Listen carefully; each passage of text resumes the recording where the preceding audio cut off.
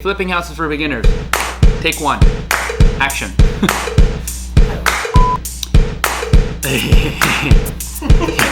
What's up, you guys? It's Andy Choi here. In this video, I'm gonna show you how to flip your first property from beginning to end, start to finish. This is the first of the video series. I'm gonna teach you on how to flip your first property. Let's get it.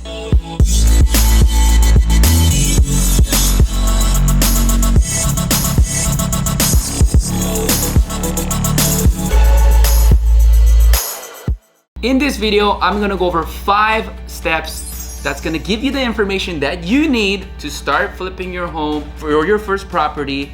And stick around to the end because the last one is my favorite one and I don't see other people really talking about this. In the last 4 years, I've flipped 28 properties and ongoing. I learned a lot through it. You know, there was times that I didn't know what I should have known and I lost a little bit of money. I'll talk about that later in a different video. Comment below if you guys wanted me to talk about any specific topics. But yeah, I made a lot of money. I lost some money, I met a lot of good people. I went through bad apples with contractors and agents, you can name it, right? Like architects. I went through bad apples to get to good apples, like this one. Don't make the same mistakes I did. If I knew these 5 steps from the beginning, it would have saved me a lot of time, energy, and some long nights. I'm gonna make one video once a week about real estate investing and anything about real estate. If you really like what you're watching, hit that notification button, karate chop it, smash it, do an arm lock on it, just hit that button, notification, subscribe. Boom. There we go. Step number 1. Finding a deal. I get asked all the time, Andy, where do you find your leads? It's so competitive here in Los Angeles. Where do I find the deal? You're gonna go on Zillow, Redfin, okay? These are websites where you can go and look at properties that are on market right now for sale. These are 2 free websites. You guys could just go on there and find properties. So that's a good starting point. You want to start off by getting familiar with your area. So pick one area, wherever your location that you like. I'll give you a little ninja tip. Hiya! Ready for the ninja tip? Wherever you live is probably going to be the best place you want to start farming and making your territory. This is your place because you live there. How convenient is that? It's like I'm looking at properties where I live. Another place to find a deal is by going to open houses. So if you go to these open houses, what are you gonna find? You're gonna find a realtor agent, real estate agent. A real estate agent, their job is to buy and sell real estate to homeowners or to investors or developers. So they only make money when they actually do a transaction. So these are people that are in the industry. They always in this contacting network sphere of other agents and other developers, always on the front line of what's going on. They're also a good resource for you, and this is someone you want to have on your team. I'm going to give you a third bonus on where to find deals is with your title reps. Okay, who am I talking about? Your escrow and title companies. These companies also these are the companies that do the transaction from seller to buyer, buyer to seller. This is the middleman transaction. Okay, so this is another person you can find in Google. Type in escrow company near me. That's another great place to find your deals. All right, step number 2 is building your team. Guys, I cannot stress to you how important it is to have you to build your team to flip a home. A designer. You don't have to have a designer.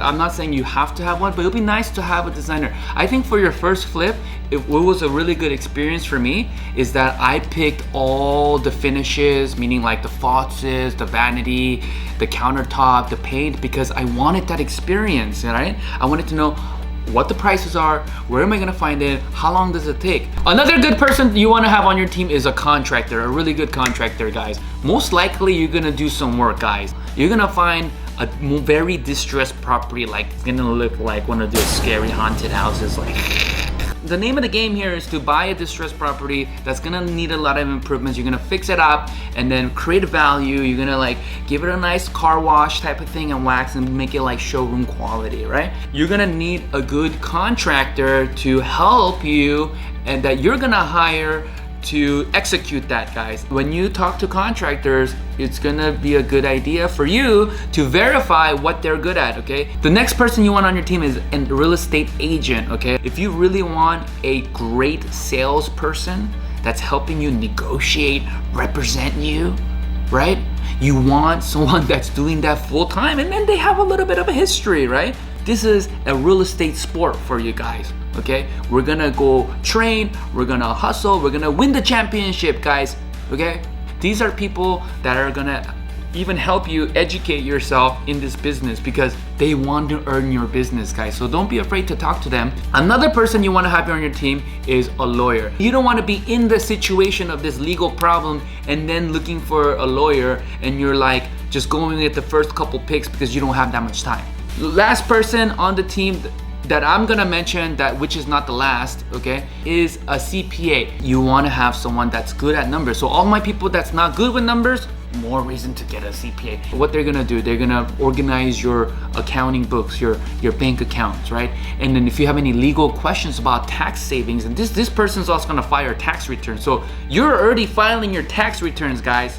So get your team straight, guys. Build your team. This is gonna help you. Every person is gonna bring a different experience to your team. Number 3, legal stuff. What do I mean by that? You want to go to the city and then ask them, hey, I want to buy this property. I'm going to buy this property and this is what I want to do. What can you tell me? Okay, you can go to the building and safety of your local place. Ninja tip, you can go and ask them if there's a code violation. You heard it from me first, right? And guess what? You can take that information, go to the listing agent that you're going to buy the property. Listen, you have code violation here. I need a discount. Wow! Hiya! Another ninja tip you can do is get a pre-inspection from the building inspector, okay?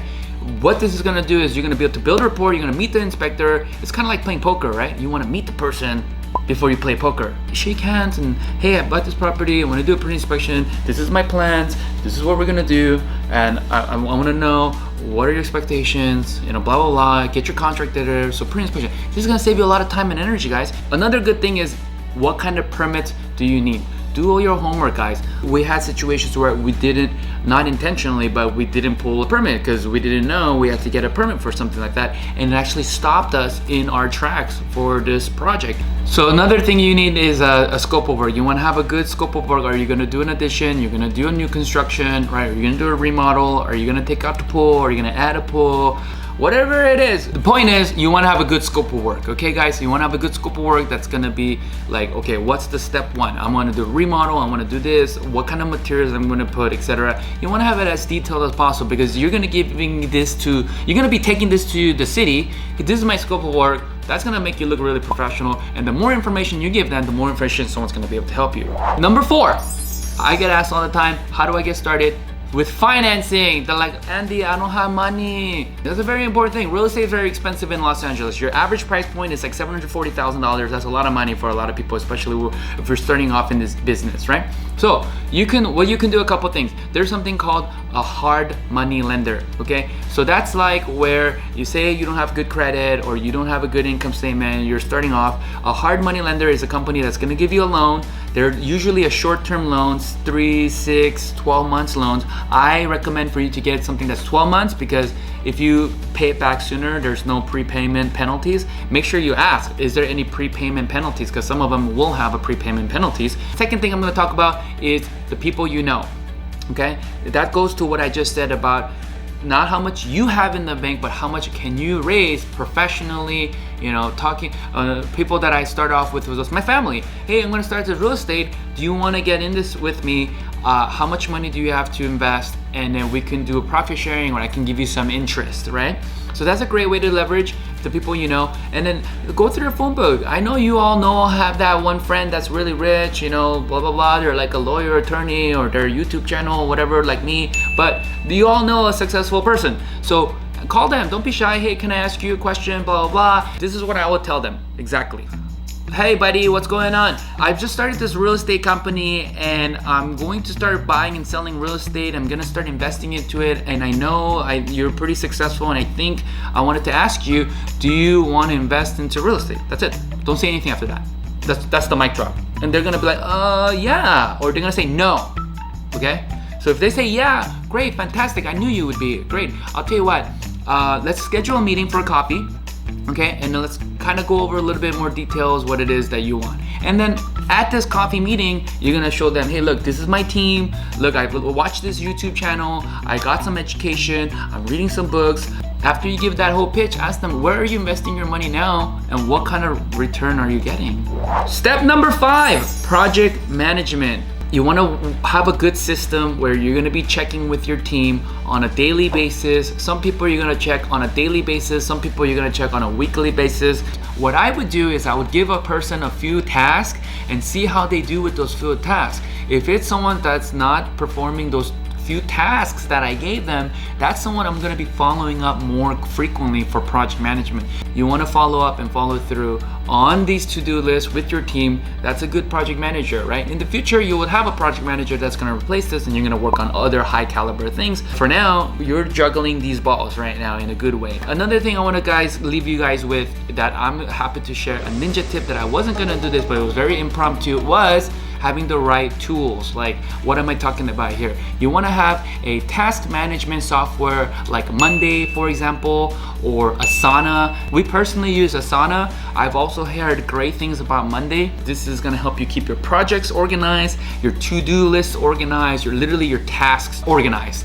And you can assign them, make notes, attach files, keep your information in a centralized place for you and your team to use. The beautiful thing that I love about this is that you can assign people to specific tasks. So if you have multiple people on your team, use a software that you're gonna be able to track your task and assign them, and you wanna minimize your time that you're putting to doing this, right? Another good thing you guys wanna use is HubSpot. HubSpot is a free CRM, customer relationship management software that you can use. You can have all your contacts there. You can have your team to access your contacts. So that's really good, because like I had in the past, like my assistant or the people that I'm working with, can I get this person's number? And I'm like in the middle of this really important meeting with this like investor or like a developer, right? I'm like, oh, get a CRM module. We use HubSpot. It's great because you can have all your contacts there and it's accessible for everyone, right? And you could put comments there, you could put their birthday, etc. Put notes, it's trackable. You can even make calls through it. It's an amazing platform. And the beautiful thing is it integrates with your website. Another thing you guys want to get familiar with is some kind of accounting software like QuickBooks. We use QuickBooks Online. It's great because it's like I can access it anywhere with an internet connection and a computer. They even have a mobile app, which is amazing. I could have multiple users, so like we have like 4 people, our bookkeeper, accountant, me, our marketing director, and our project manager. We all utilize this QuickBooks software. It's great because it's going to help us keep our books organized and our expenses, our financing. We can make reports on our profit and loss statement. These are the 5 informations that I'm giving you guys for you guys to take home with you, for you guys to get out there and start crushing it out there. Get those properties under contract, build your team. Let's go, get it while it's hot. And if you really like this video, hit that like button, smash it, karate chop it, notification button. It really help us. And if you want to hear any new topics, comment below what you guys want to hear about. We'll be if we get enough requests, we'll definitely put a topic about it. Okay? So till the next time, I'm out. So just kidding. You want to cut and then I can do that again, or this is what else reference points can I make while I'm scratching my head? Hello. Is this fun? You want to see me pick my nose?